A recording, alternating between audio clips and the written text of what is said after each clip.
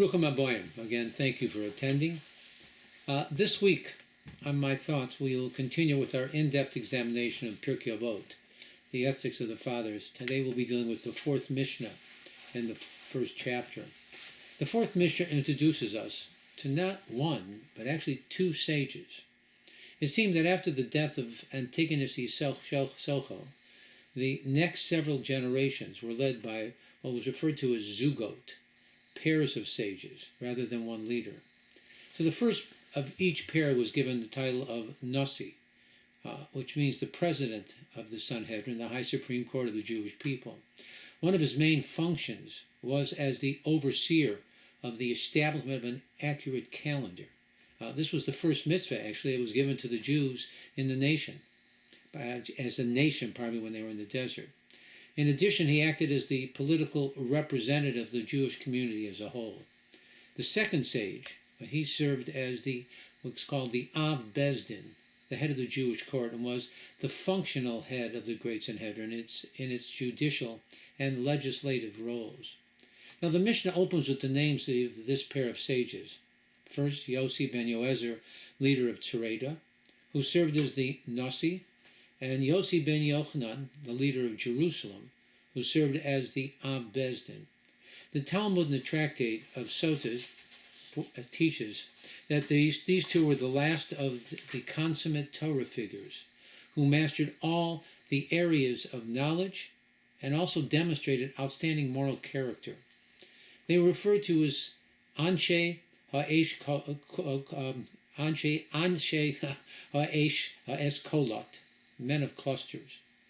A cluster of grapes personified a gathering of abundant good in one place. It also signified humility and unity, which is why wine produced from a cluster of grapes is the only beverage that earned its own special blessing. So too these individuals, in accordance with their knowledge and humility, merited to be repositories of all the virtues of greatness. They received their tradition from Shimon HaTzadik and then, after his passing, from Antigonus Socho. Again, the Mishnah states that they kiblu, received, rather than Masara, conveyed, their tradition, since they were not on the same spiritual level of their predecessors. Now, both of these sages addressed the mitzvah of hospitality. Rabbi Yossi ben Yoezer focus was on Torah scholars, while Rabbi Yochanan ben Yochanan stressed hospitality extended to the poor. The Mishnah states that the place that they resided, which gives us an insight as to why one emphasized the sages and the other emphasized the poor. Rabbi Yossi ben Yoezer was from the small town of Tzureda. He was concerned that the citizens of his town might feel a bit uncomfortable hosting Torah scholars. After all, they may make them feel self-conscious about their ignorance in Torah and their lack of Torah observance. On the other hand, Yossi ben Yochanan, on the other hand, was from Jerusalem, the holy city, a place where distinguished guests never had a problem finding a place to stay, whereas the poor man, due to his mode of dress and unrefined mannerisms, might find hospitality in the city actually difficult to find. The holy Baal Shem Tov told the students that a person's heart is God's home. If a person's door is locked with the keys of pride and honor, well, then the divine guest waits outside.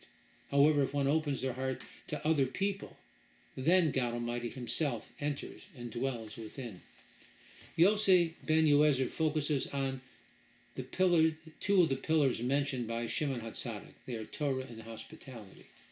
He said, let your house be a meeting place for Torah scholars, a recipe as to how to achieve success in one's Torah studies and character traits. As I mentioned in the previous lecture, the Talmud in the Tractate of Brachot states that attending to those who study Torah is even greater than studying Torah under them.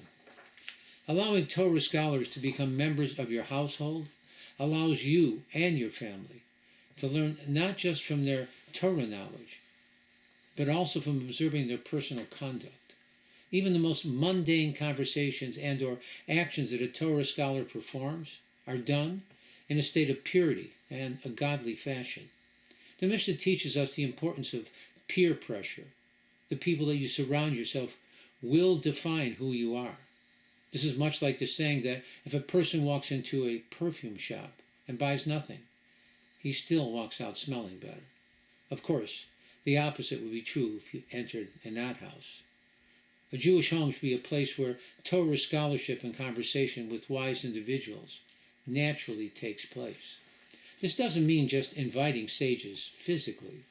What it means is creating a home atmosphere where Torah wisdom is alive and well. The presence of Torah wisdom is in one's house, shapes future generations, and elevates daily living. The Talmud in the Tractate of Yuma states that anyone with whom Reish Lakish, who had originally been a gangster, spoke to in the marketplace, was considered a man of such high integrity that people would do business with him without requiring any witnesses. The Mishnah continues with the advice, sit in the dust of their feet. There are many allusions that we draw from these words. First and foremost, humility. Rav stated that in Mishnaic times it was customary for students to sit at the feet of their teacher, a sign of total submission. Even if a student missed the essential point of the lecture, still, just by being in attendance, he would still be able to retain some small fraction, referred to by the dust, of what was being taught by his teacher. We also learn that one should follow closely on the heels of Torah scholars, so as to be able to learn from them, not just in your house. One should attempt to travel together with Torah scholars. There are many lessons that you can learn from their demeanor, especially when they are on the road. Lessons that you may not observe while they are in the comfort of your home. The Rambam in Hilchos Deos interprets these words figuratively as a suggestion to cleave to Torah scholars and their students. He stated that one should marry the daughter of a Torah scholar, marry his daughter to one, eat and drink with them, and provide business opportunities for them in general. Engage with them in all kinds of social interactions whenever possible. You know, a chassid once traveled days to spend just a few minutes near his Rebbe. Someone questioned him, saying, "You barely spoke to your Rebbe. Was the journey worth it?" The chassid replied, "Just to breathe the air that he breathes and to see his holy countenance awakens the soul. Sometimes what is absorbed in silence surpasses that which is heard in speech." In addition, you should not view the dust that gathers when you open up your house for Torah classes as a negative, since dust is worthless, but Torah's knowledge is priceless. They tell a story about Rabbi Yisrael of Rizhin. Once he was visiting a town, and while he was there, he stayed in the mansion of one of his rich Hasidim. When the Jews of the town heard that the Rizhiner was in their town, well, they gathered outside the home of the rich man, hoping that they might receive a blessing from the tzaddik. The rich man was concerned since it was the rainy season, and all the roads were muddy. The Rebbe asked this chassid to let people in so he could bless them. Well, the owner tried to usher them in one at a time, but they were so excited about seeing the Rebbe that they all pushed their way into his home. They came in with the mud on their boots, and the little children, well, they were everywhere.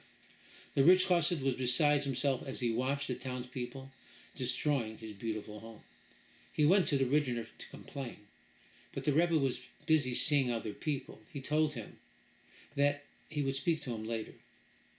In the meantime, the rich man decided to go to sleep. Well, in his dream, he was standing in front of the heavenly court, and they were judging him as to ascertain whether he would receive a portion in paradise or purgatory.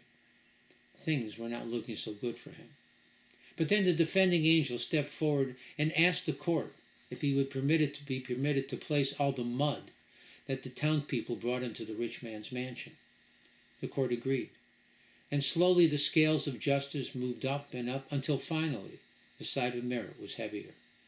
The rich chassid was then given a special place in paradise. In the morning when he woke up, the Rizhiner asked the chassid what he wanted to speak to him about the night before. He told the Rebbe, nothing. To sit at the feet of the sages is to learn with humility and engagement. Dust implies closeness and immersion, a willingness to lower one's ego to truly absorb wisdom. A student must feel fortunate simply to be near a source of holiness and learning, much like the disciples who surrounded their teacher in ancient times.